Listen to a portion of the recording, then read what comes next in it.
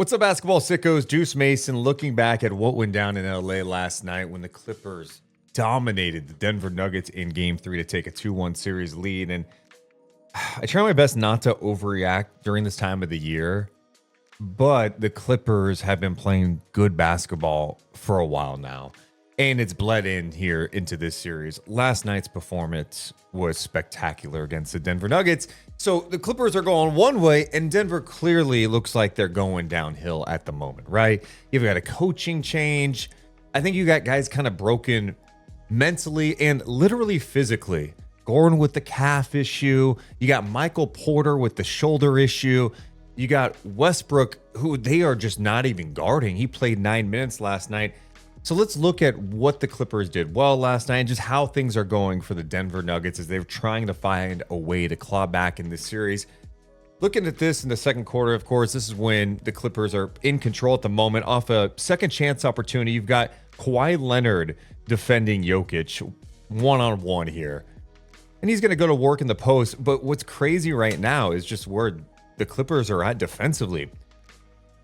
Literally 4 guys in the paint, and honestly, Batum's kind of there too. So their entire 5's in the paint. Zubac is paying attention. He's worried about Gordon, the dunker spot.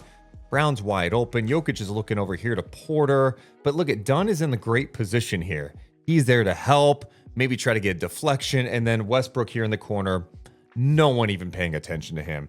And you just see how this plays out. They're going to sell on this completely. And okay, Jokic finds the open man, but look at Chris Dunn. Great closeout too. Forces a tough look. Missed shot. All right, second chance. Who gets it? We're not going to close out hard. Westbrook miss.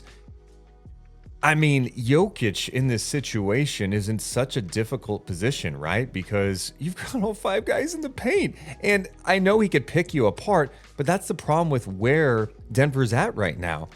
One, spacing has become a problem. Westbrook took 5 threes in the first half. That's not ideal. Obviously, not a good three-point shooter. They're not paying attention to him. Porter, he may have the reputation of being a good three-point shooter. I think the Clippers are like, yeah, he's not comfortable right now. He doesn't look like himself on the floor because of the injuries.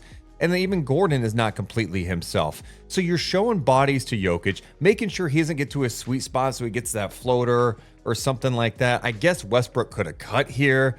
Either way, it's completely clogged.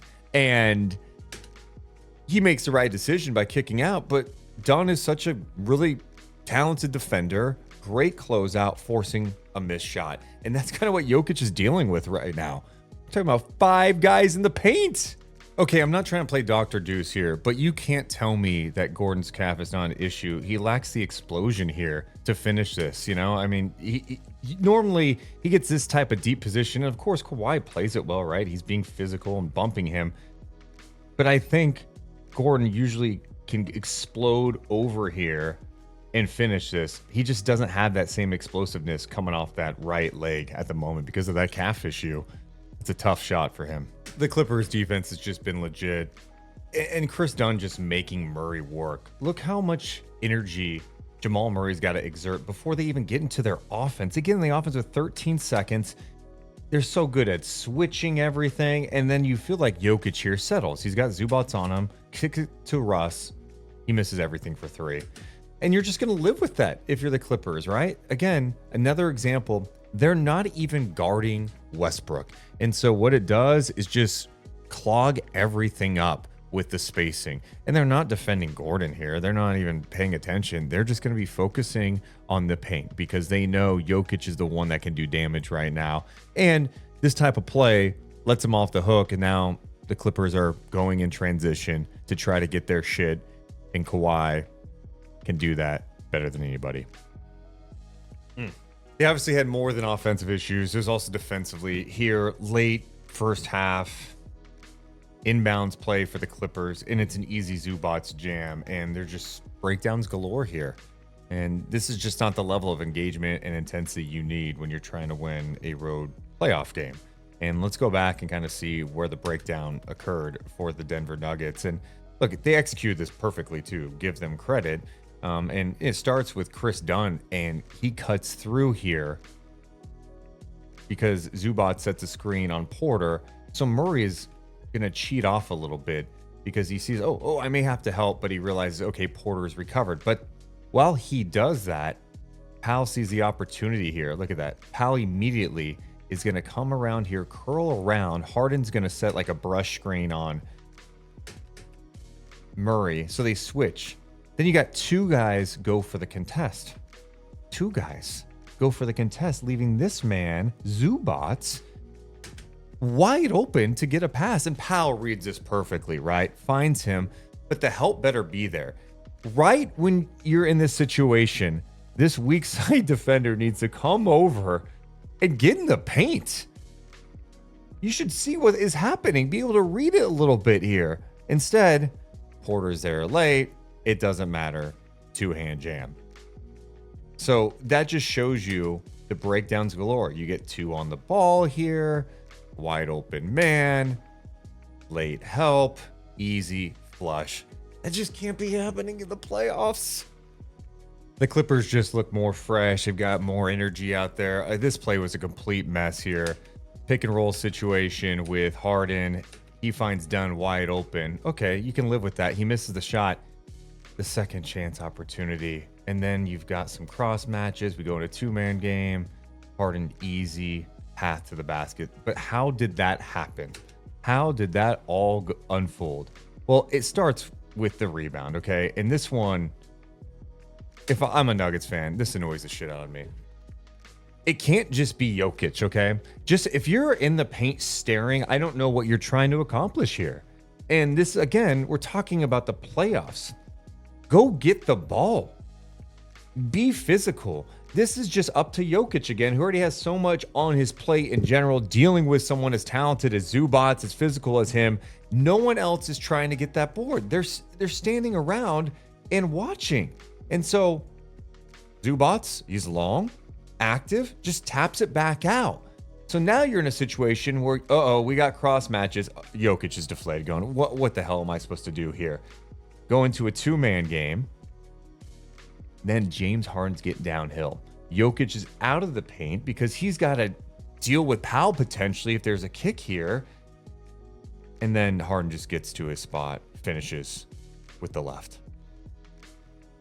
That's a brutal sequence for the Denver Nuggets. And look, I mean, I'm sure part of this is, they're not healthy right now. And, Gordon is fighting through stuff right now. And so is Porter. But, okay, Jokic is the only one that's going to put a body on this guy? Porter, do something. Gordon, go get that rebound. It's all a bunch of standing around and watching, which accomplishes nothing. And then, Gordon, okay, nonchalant, go out and get on Harden. The level of urgency is not there for a team that is trying to win a championship. And that's why the Clippers are likely to keep on rolling here.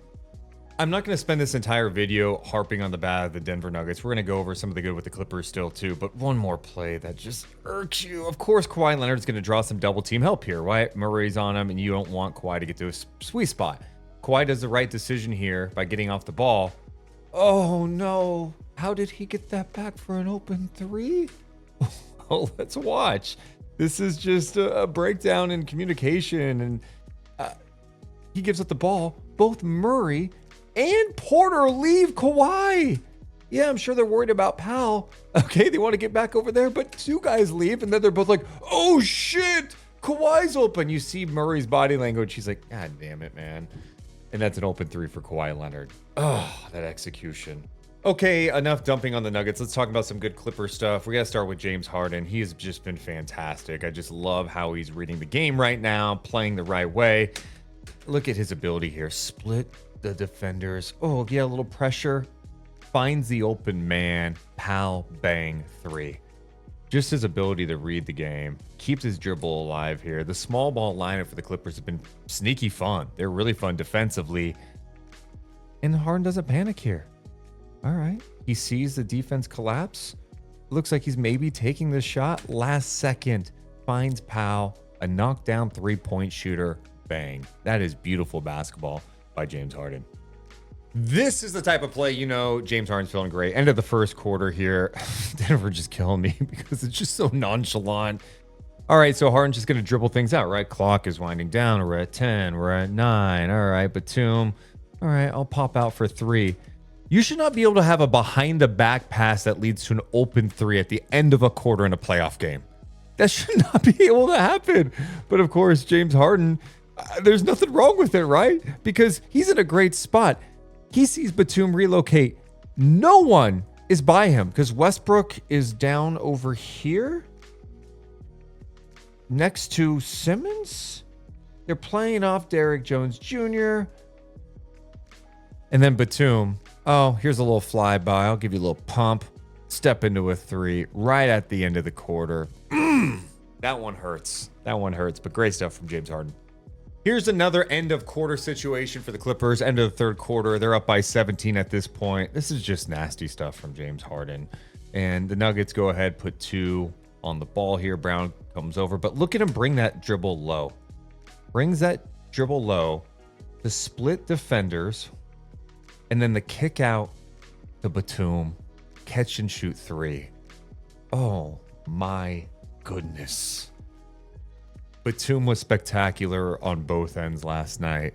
I just look at the Clippers' depth and I love it, you know. And then you couple that with the fact that I think James Harden is playing really strong basketball right now, and Kawhi Leonard looks like Kawhi Leonard, the guy that I think everyone looked at and went, hey, he's one of the best players in the game, but we haven't seen him do it this time of the year in a long time.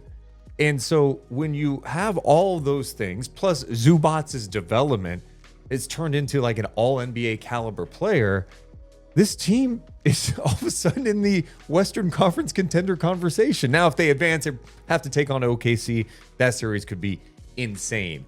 But I love what I'm seeing from the Clippers. Now, we'll see if they can close things out and handle business. You have to respect what Jokic has accomplished. You know, he's won a championship too. But right now, Denver looks like a team that's been through a lot this year because they have. They're banged up. Malone gets fired before the end of the season. The body language doesn't look good out there. They look fatigued. It's not looking good for Denver, but it is the NBA playoffs. Let us know how you're feeling about the Denver Nuggets Clippers series. How are you feeling about the Clippers? Are you buying them as a true contender? And what do you think about some of the stuff you saw on film? Let me know in the comments below. Hit the thumbs up and subscribe. Deuce and Mo. Deuce and Mo. Deuce and Mo. They tell you what they know. Deuce and Mo. Deuce and Mo. Deuce and Mo. The podcast that you